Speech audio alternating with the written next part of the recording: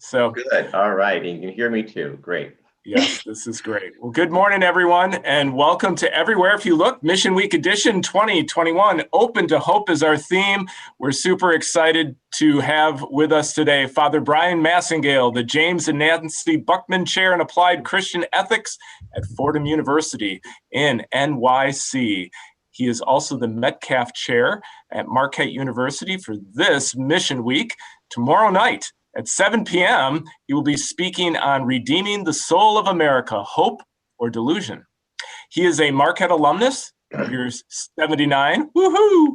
He's a priest of the Archdiocese of Milwaukee, a recipient of Marquette's highest teaching award, former professor here. He's the author of Racial Justice and the Catholic Church, joined by my co-host, Megan Sheen. So Let's put our hands together, Marquette, virtually welcoming Father Bryan Massingale and Megan this morning. Woohoo! Megan, tell everyone, what is this show that we are late to come to, and what is the nature of it? Yes, so this show is called Everywhere If You Look. It is inspired by a little sign that I had in my dorm window when I was at Marquette a while ago now that said, "Beauty is everywhere if you look." And it was a daily reminder to me that if we're paying attention, if we're seeking God out, we will end up noticing that God's grace is trying to get to us at every moment. And God is with us everywhere. If you look, God's love is always reaching out to us with open arms. So that's where it comes from. And of course, it has a lot of parallels with the concept of finding God in all things in Ignatian spirituality. Sounds like the Jesuits should have invested in whatever company made that sign for your dorm room, Megan. That's right. Some extra cash. That's right. That's good. Well, let's get down to it, Marquette. Thanks for your patience. Thanks for waiting. We're thrilled to have Father Bryan Massingale with us today. Father Bryan, can you share with us 3 fun facts about you? We gave you an intro. Let's have you take an intro here. 3 fun things about me. Okay. 1, I am a serious Star Trek nerd. Okay, I'm a Trekkie. Okay, not Yes, exactly, but I can't do that. Okay, I was growing up. I wanted to be Mr. Spock. I wanted to be Mr. Spock, and I went around giving everyone the Vulcan nerve pinch, and yet I could never get my hands to do that. So yes, Star Trek, not Star Wars. Star Wars is the cheap knockoff. We don't care about Star Wars. Let's see. The second thing about me I was a serious comic book collector growing up. Very serious comic book collector. I had a paper route when I was in Milwaukee. I'm a native of Milwaukee. Every Friday after I did my collection on the route, I would go to the local drugstore and just buy out all their like Superman, Superboy, Justice League of America. I was late coming into the whole Marvel thing. I'm more of a DC person. That's what it sounds like. Yeah. Oh God. Yeah. Oh yeah. Absolutely. Yes. And let's see, another fun thing about me. Okay, I was going to say I'm the oldest of 5, but no one cares about that. Let's see, a fun thing about me. Oh, one of the jobs I most enjoyed when I was going to Marquette and paying my way through school, I worked for UPS as a sunrise sorter. So that meant going out to the UPS distribution center in Elm Grove, and I would work the sunrise sort from 3 a.m. until 6 a.m. And then I would come to Marquette and take my 8 o'clock, Monday, Wednesday, Friday class. But that's how one of the jobs I had to get my way through Marquette. I sorted packages for UPS doing the sunrise sort. And there was no sunrise in the space, it sounds like. This is what they call the sunrise, even though in the winter time, of course, there wouldn't be sun until God knows when. But yes, that was that was one of the jobs I had doing myself through Marquette. You gotta pay the bills somehow, So so in addition to the scholarship I had, but to get some spending money, whatever, I sorted packages at UPS. And you were a triple major, right? We need to be truth in advertising here. I was a philosophy theology major, and I also went one course short of a psych major. And the one course I did not take for the psych major was experimental psychology, because even then I didn't want to chase rats around a maze.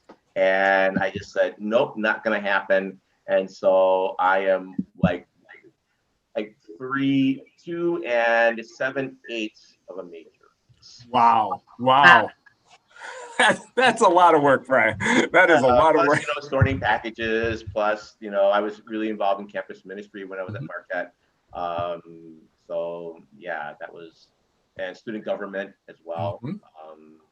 Yeah, those were some of the things I did. Oh, that's another little known fact, is that Steve Blaha has this extensive connects with me.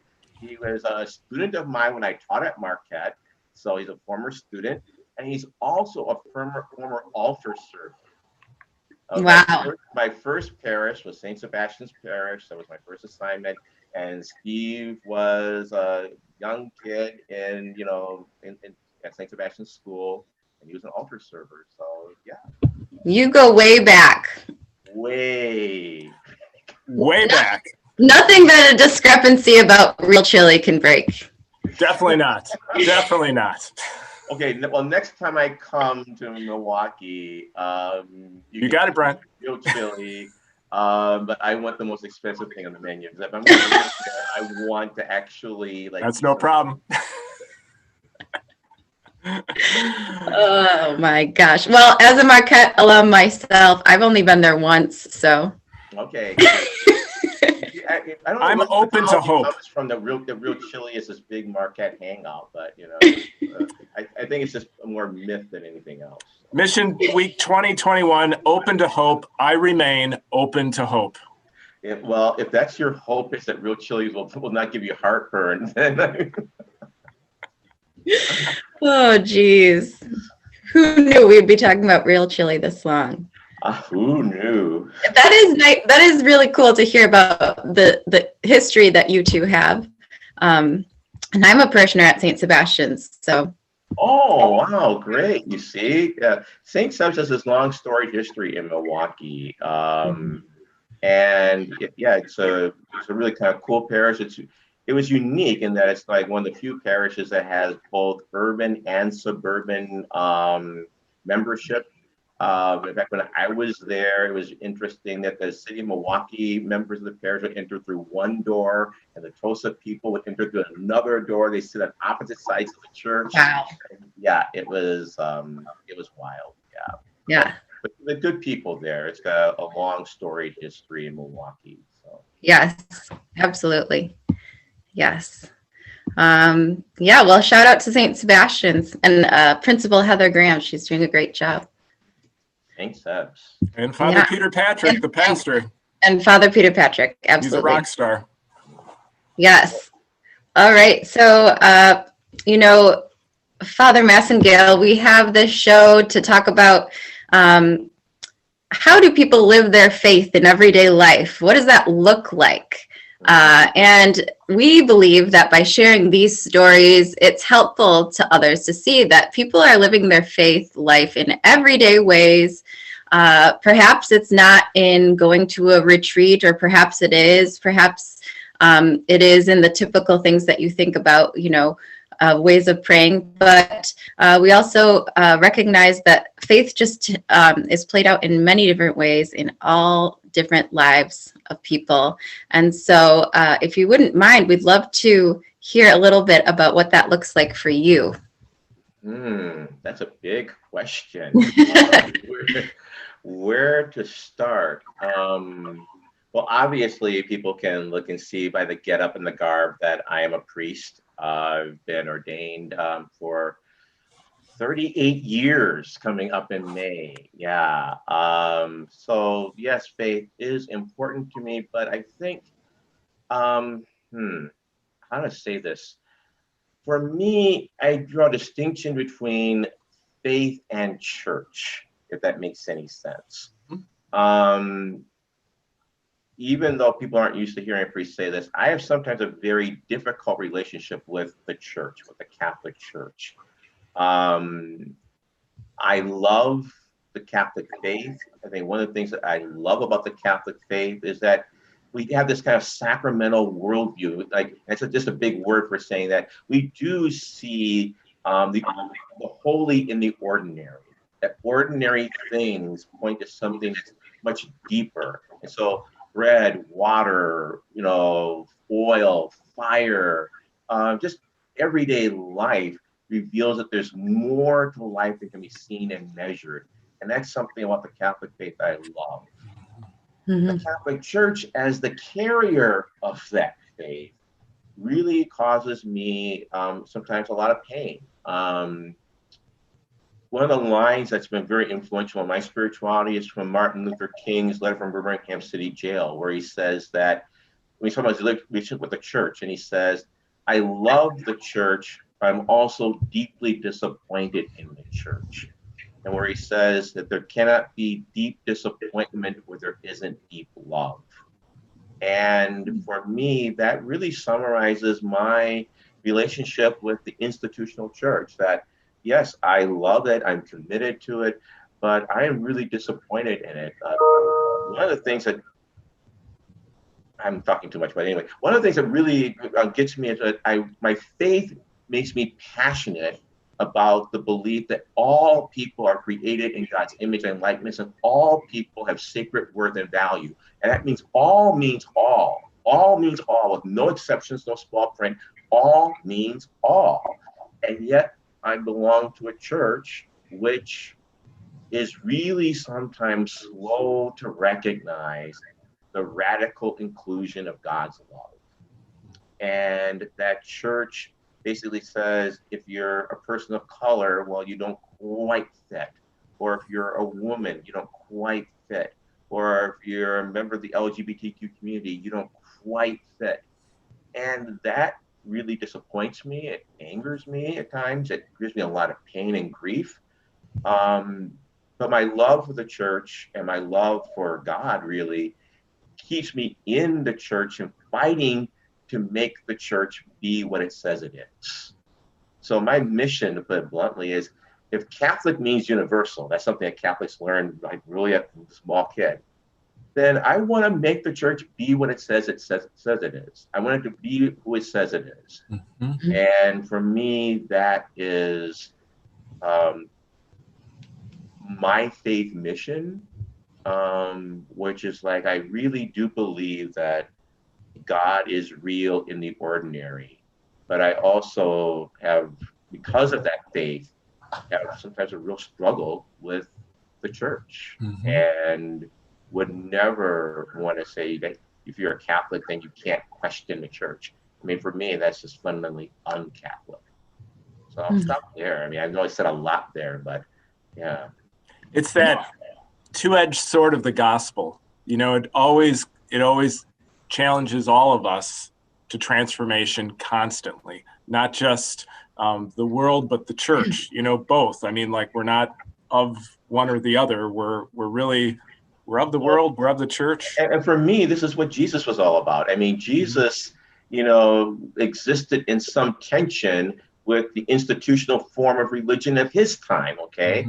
We have to remember it was the religious leaders of his time, the chief priests and the scribes and the Pharisees, who had a difficult time with Jesus, and who basically, you know, as I tell my students, it's not by accident every time Jesus enters a synagogue, he ends up getting kicked out of it, okay? And I think that if we're gonna be authentic followers of Jesus, then we don't abandon our faith communities, but we are going to exist in some tension with them.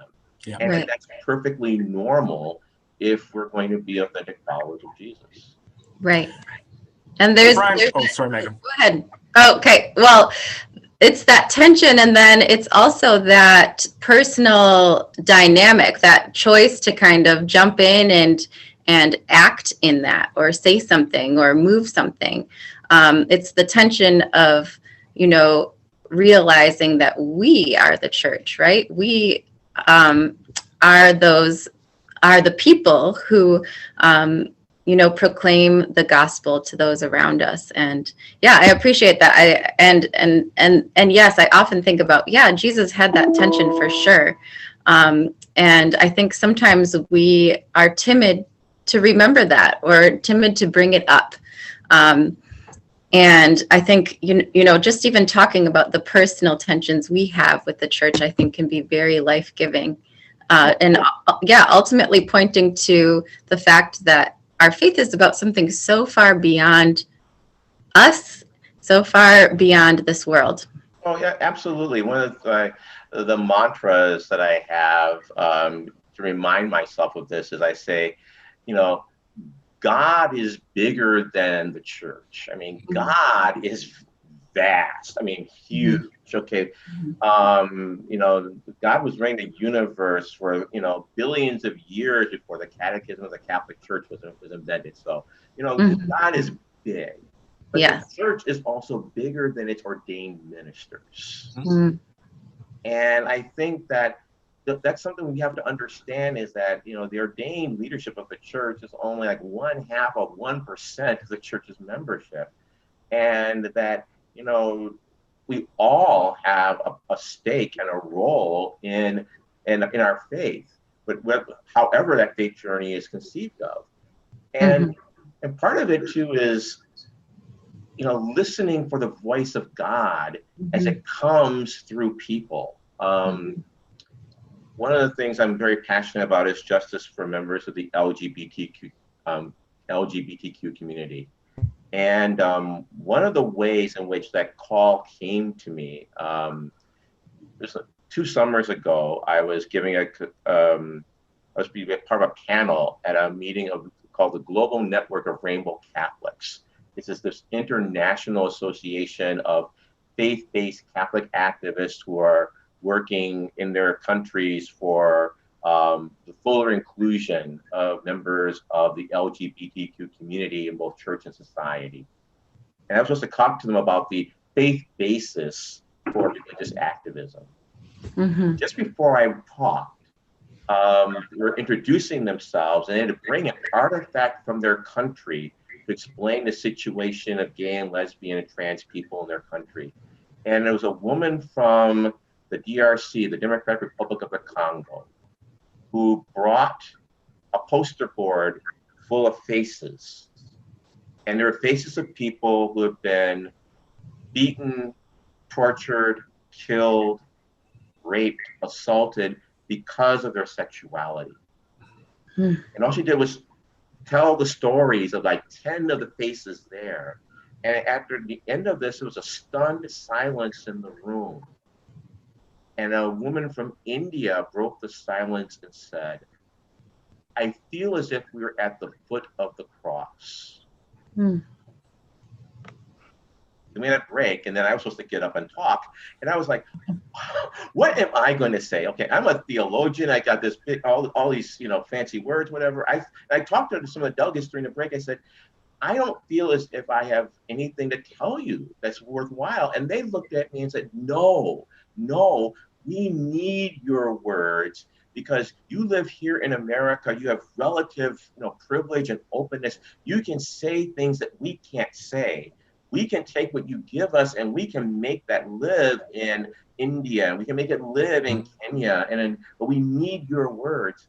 And that to me was the voice of God telling me that, I mean, it was like these people who are putting their lives at risk doing the work that they're doing, and yet they're telling me as a theologian, as a priest, no, we need your witness.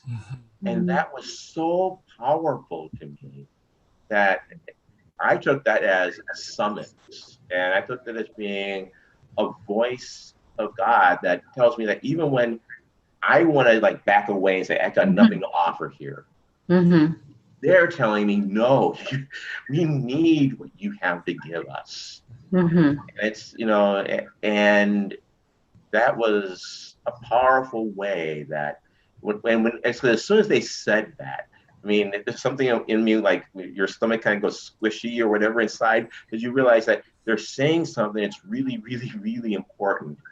And that's how God speaks, I believe. I had basically kind of talked myself out of saying I had anything to offer. They were the ones who were insistent that no, we need what you have to say. Wow. What an exchange of hope. Yeah. Yeah. Speaking of hope. Yeah. And these people are going back to their own context. And the other thing about that was that it spurred me to go deeper into my own activism and to publicly reveal that I identify as a member of the LGBTQ community. And I say publicly rather than openly, because I don't know if I was ever like not open. Mm-hmm. But one of the things that exchange taught me was that I couldn't ask them to go back into their context and continue to take courageous risks if I wasn't willing to also be courageous and also take a risk.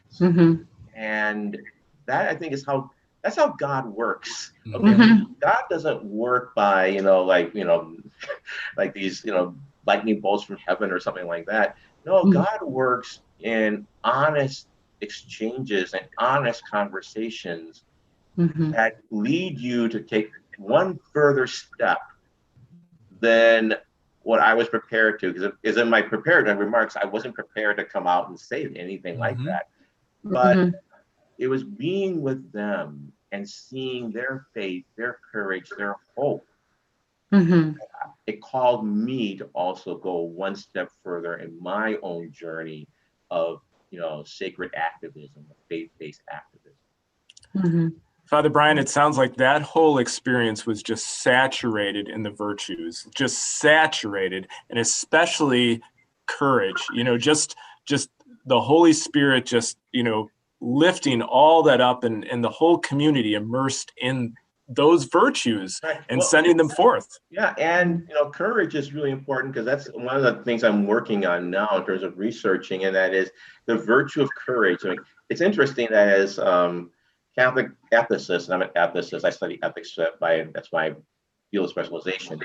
We say a lot about faith and hope. We have a lot about prudence and justice.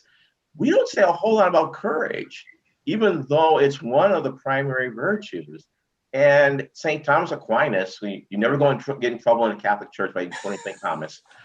St. Thomas Aquinas, marvelous theologian, said that courage is the precondition of all virtue. If you don't have courage, you're not going to live a virtuous life, because doing the right thing, answering the inner call, is not always easy. And there's always a voice of fear that holds us back. And not only is there a voice of fear, there are realistic fears too. I mean, I could, lose my job or lose a friend or whatever. And the insight is that if we don't have courage, then then our life is not going to be authentic. Yeah. It's not going to be authentic, because it's always easier to simply go along or to keep silent or to not raise the right question or not. But courage doesn't mean you're not afraid. The times that people have told me I've been the most courageous have been the times I've felt the most inside. Like, you don't see my insides. I'm shaking. I have these chills going up. But the courage is doing what you know is right, despite being afraid. It means that fear doesn't run your life. Right. And yeah, that situation was absolutely saturated with courage, because after I was done with my talk and after I said this, I sat down and I said, "Oh, shoot," or something like that. And I was like, "What did I do?" And I was like, and then it came up to me and said, "Can we publish your talk?" I'm like, holy. So it's like, okay, I guess we're going. I said, well, yeah. And then afterwards, I was like, okay, what if the bishop sees this? But courage is not. I think sometimes we're most brave when we don't feel that we are. Yeah. Courage isn't a feeling. Even in the, it's a gift. Oh, sorry. I was just going to say that even in that exchange, I'm thinking how much courage existed, and that hope actually, like what you said, hope takes courage to have. And you had the courage to kind of speak up and say, I'm out, I don't think I have anything to add. But they also had the courage to say, hey, our hope is bigger than this. We need you, And their hope was resting in me. And I'm Yeah. like, ooh, that's a pretty weak bridge to walk on. Okay. Yeah. But the fact that they were willing to stand on that bridge, and that I felt like I could not let them down. Right. I think that, that's what really we mean by belonging to a faith tradition.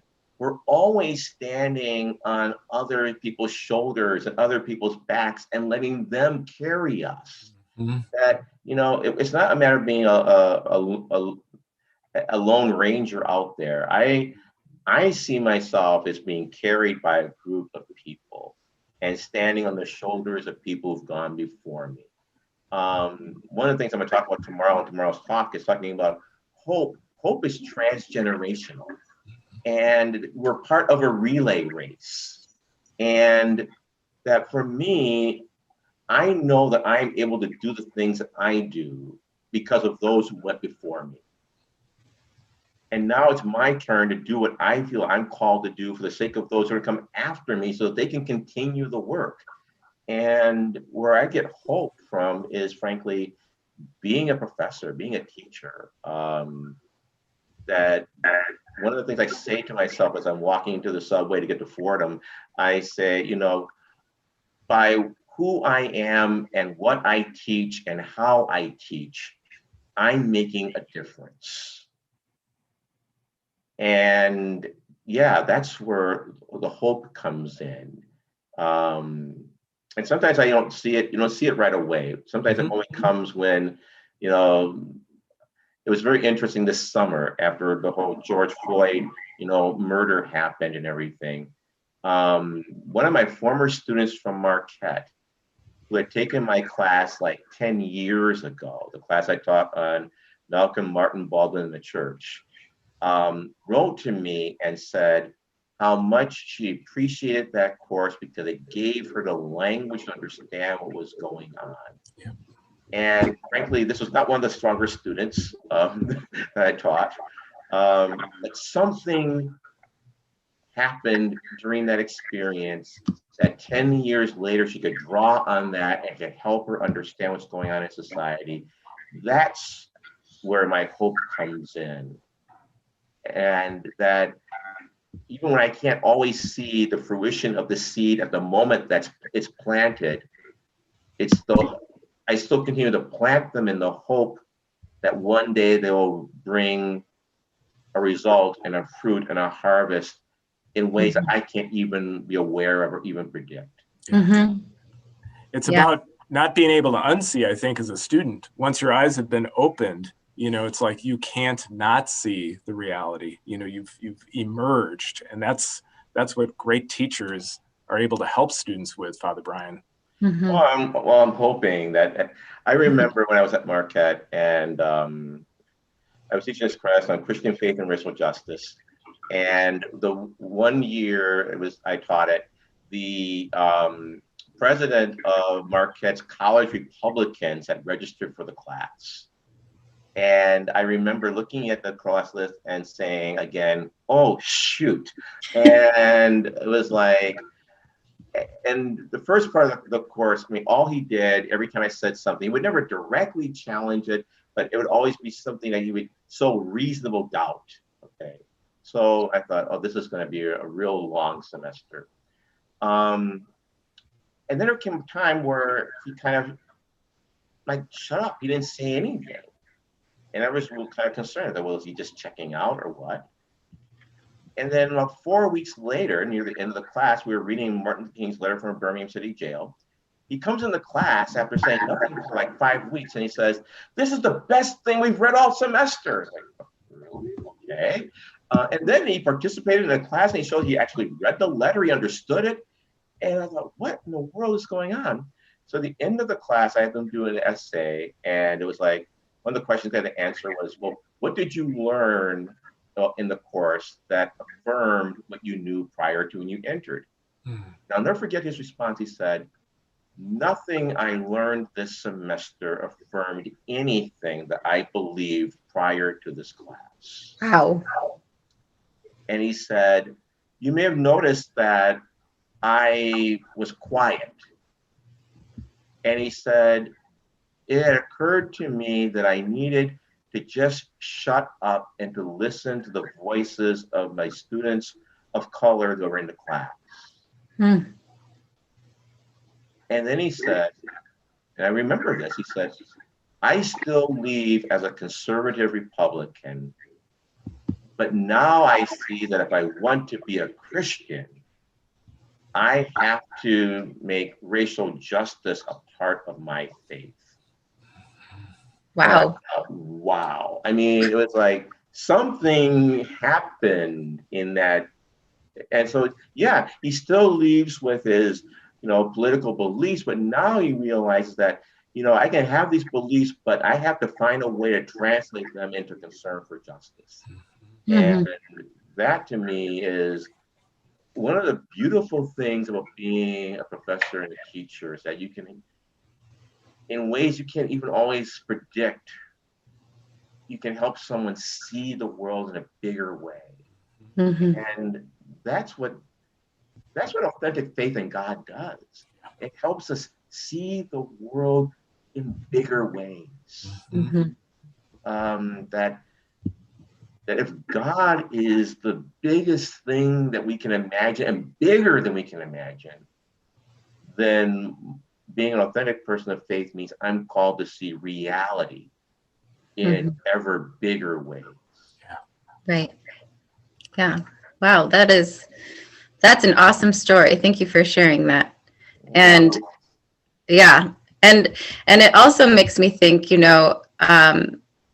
having hope, having courage, it kind of, it does demand reverence to a being bigger than all of this. And at some point, that student had to kind of, humble himself and expressed reverence, for what was occurring around him, kind of expressed the reverence for the sacredness that was happening around him. And that, that requires what you've been talking about this whole time, is that listening to God, listening to the voice of God, believing that that voice is there.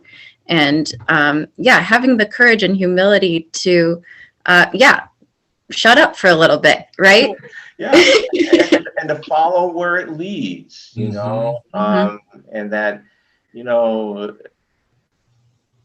there have been times in my priesthood when I've been like, then I've said, I don't know if I can do this any longer, really. And the reason why I stay is because there's a deep down conviction that this is what I'm supposed to be doing, even when it isn't easy. And I think that kind of commitment is something that we can all resonate with. I mean, if it's what, people in significant relationships, whether it's a marriage or a lifetime partnership, there comes a point where you have to kind of say, it's not just about the romantic good feelings. It's about, this is what I'm called to do, even when it's a place when I don't really want to be. I talk to my students about what commitment means, and commitment is showing up and doing the work even when this is the last place I want to be. That's commitment. Yep. And yet I don't think you can have that kind of depth of commitment unless you realize that your life is rooted in something that's bigger and deeper than you are. And that sense of being rooted in something that's bigger and deeper than we are is what I call faith.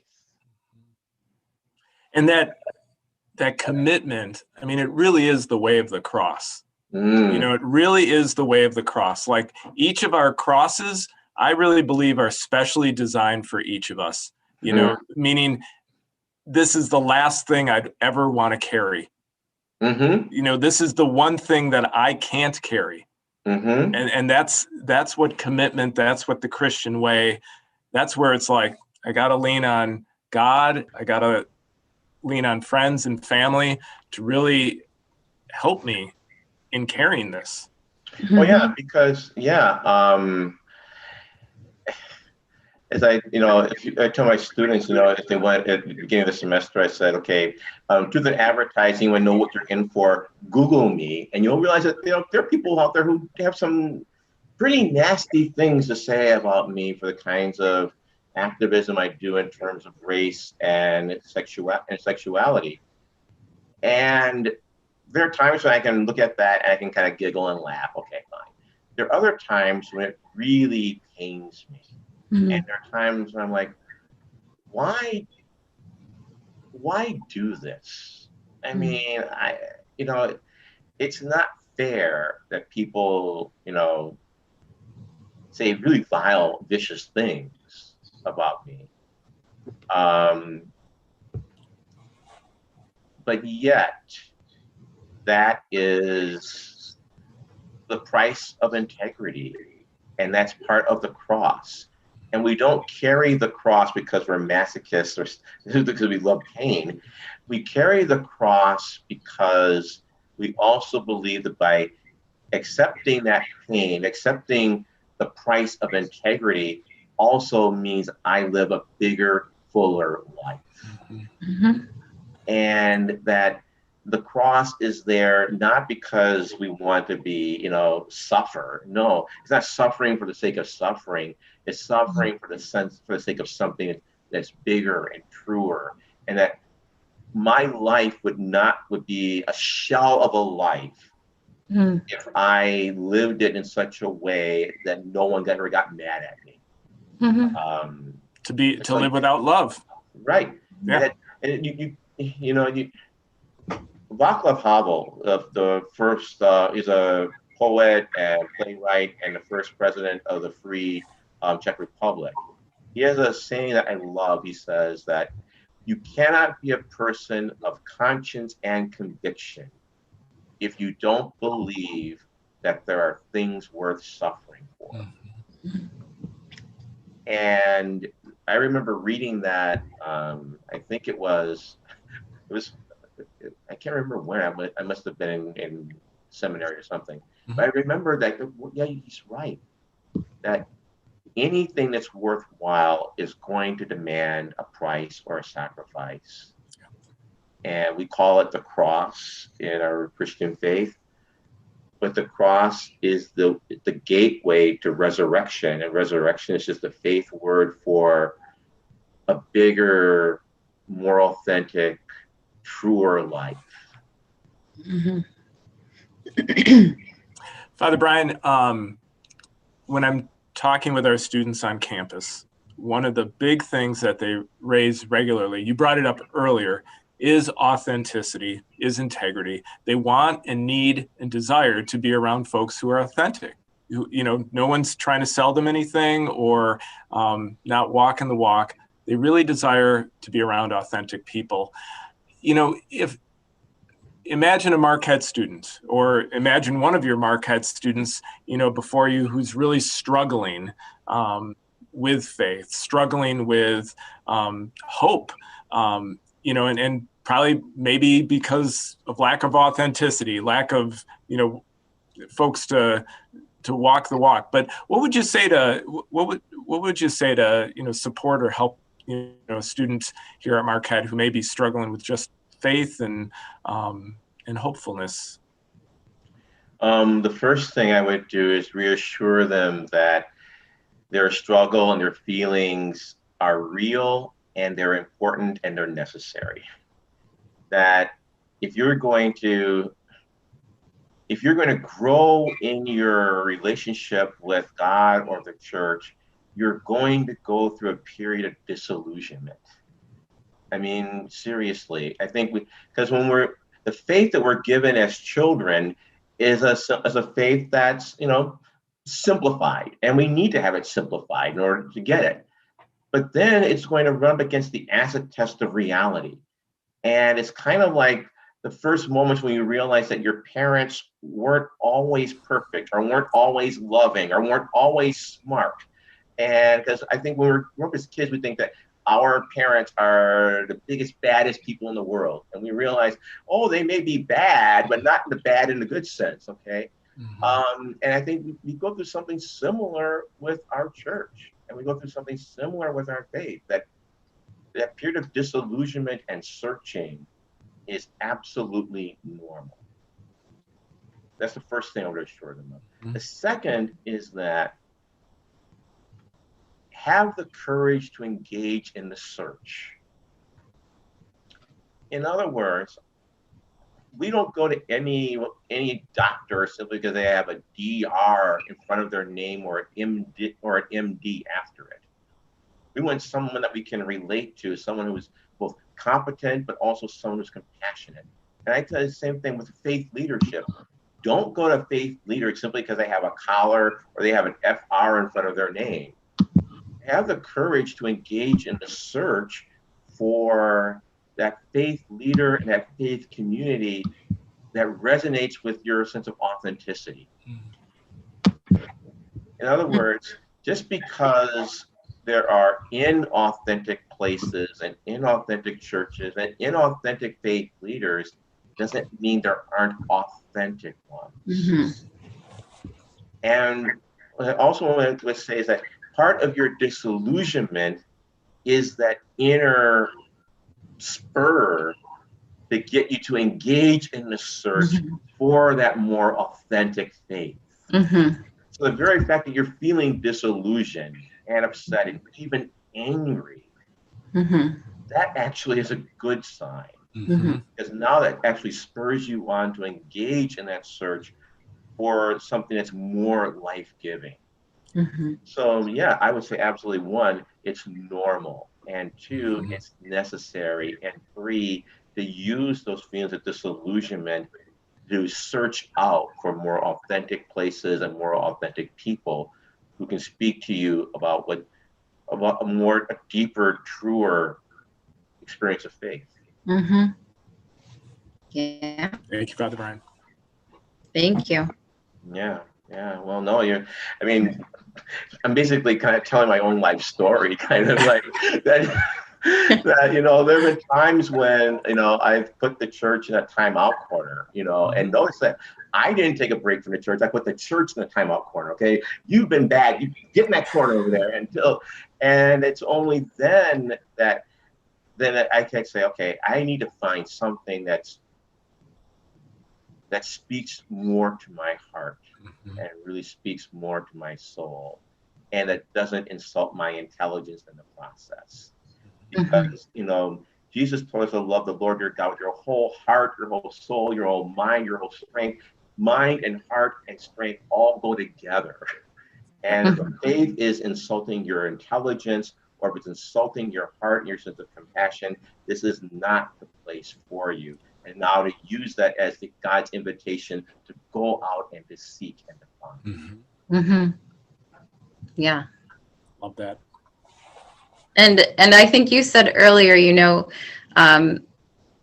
that you can't be disappointed if you don't love something. And to me, it's so clear that that's what you have. That just hearing you talk, it's like there is love in your heart. There's love in your heart for what you do, and to know, the struggle that you have experienced with the church, and to continue on in really its mission of love, that is inspiring. That is very inspiring, and it gives me, and I'm sure many others, that kind of spur in the side, just, that it's worth it. If you love it, and if you know it's the truth, and God is the truth, and God is the source of goodness and love, if you really know that and you're reverent to it by listening to God's voice, then it's going to be worth it. And I see that, just from hearing you today, I've known about I've known a lot about you, but having you here in front of me, kind of telling this story, it's just so clear there's so much love in your heart. So thank you for sharing that. Well, thank you. Thank you. Yeah. I mean, sometimes when something's so close to you, you can't see it. Because people look at me and say, well, how did you get to do what you do? And I said, well, I'm just being me. I mean, I'm not even thinking that. So sometimes it takes someone outside and say, well, yeah, I do love this, but I would never, I don't always say that to myself. I just have this do me. And I think that's really the acid test of faith is when you're just doing you. And it really feels right. And when you're not, wearing a mask or playing a role, that just comes, just flows out of you because it's just who you are. And that, yeah. Right. Beloved child of God on fire. Well, Ignatius say something about go out and set the world on fire, or maybe that's something Ignatius didn't say, but the judges like to say Ignatius said it anyway.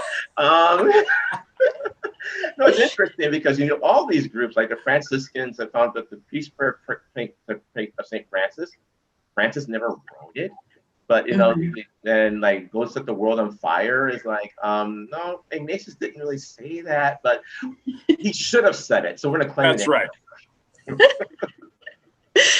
Oh, that is funny. Yes. And also that just makes me think of the idea that, so often it isn't what we're saying necessarily, or if we're explicitly saying, I love this, but our showing up and our presence is love playing out.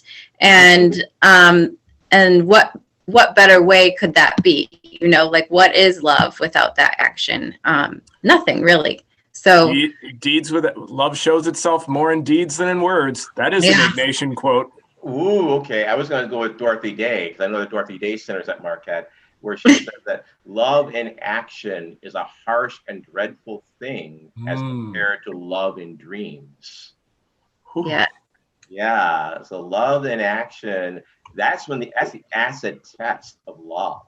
I mean, anyone can say the words or anyone can have the dream, but that love in action is a harsh and dreadful thing as compared to love in dreams. Yeah. So. Yeah. Shout out to Dorothy Day Center at Marquette. So. Way to go, Dorothy. Cool.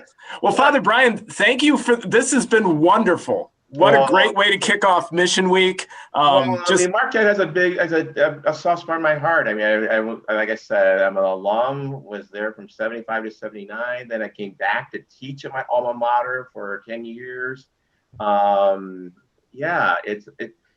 Marquette always has a very special place in my heart, and it's a really special community. And so I'm thrilled to be able to be a mission speaker and come back again. I mean, yep, I'm down for it. Now I guess just have to figure out what I'm going to say tomorrow. But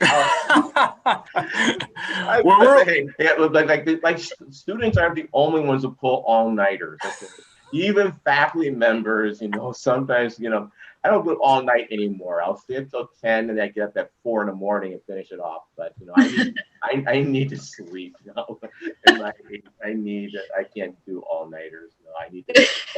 But no, students are the only ones that turn in last-minute work. Well, maybe you could start with that quote. Just, love in action is a harsh and dreadful thing. That would get my attention. Oh, that's awesome. Latest thoughts, my most current. Fantastic. Well, Father Bryan, thank you. And we're so excited to see you tomorrow night as part of the Mission Week Marquette Forum, 7 o'clock tomorrow, Central Standard Time. So Marquette community, the links are on the Mission Week website. Check out your Marquette Today update that'll come tomorrow. Tomorrow, students, as you know, is one of the spring mental health days. So this would actually do your heart good to participate tomorrow night. So have a great chill day tomorrow. Be you. Click on at 7 o'clock and check out this great talk and time with Father Bryan. Thank you so much for being with us and sharing yourself and your words, Father Massingale. Oh, thank you so much, Megan. Good to be with you, and good to see you again, Steve. And I look forward to tomorrow. So absolutely. So it'll be great. Be well, Father Brian. Bye. Take care. All the best. Bye.